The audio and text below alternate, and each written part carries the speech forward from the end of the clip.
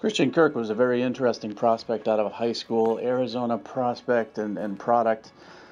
There was quite a bit of debate as to whether he should be a five-star or not. He ended up being a five-star in our 2015 class, number 3 wide receiver overall, number 16 in the nation. But there was a lot of debate. And the reason, of course, his height. He dominated in every aspect.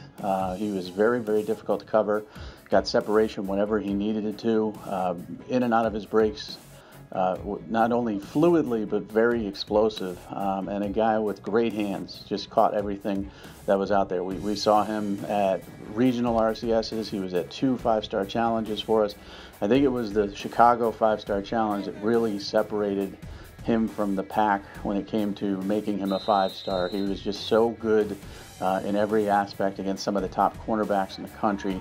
Then he had a tremendous senior season. A guy that's not only willing to go across the middle or make a play to get a first down, but is a catch and run type of guy as well. Can make people miss, take a bubble screen and take it all the way to the house. And then, of course, at the Under Armour game and those practices, he just continued to improve. So, we didn't have many guys his height. He was listed 5'11", but he was closer to 5'10".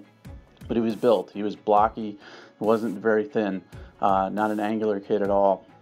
We didn't have many guys his height turn out to be 5-stars. I think Deshaun Jackson obviously comes to mind way back.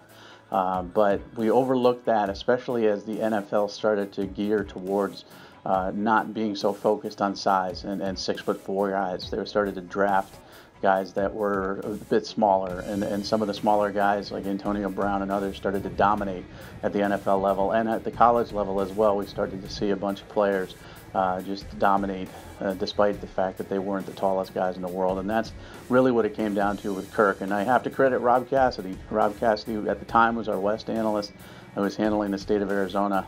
He stood on the table for Christian Kirk probably more than any other prospect that he's done since he's been working with us, and turned out he was right, because Kirk had a great career at Texas A&M and could be a late first rounder, possible.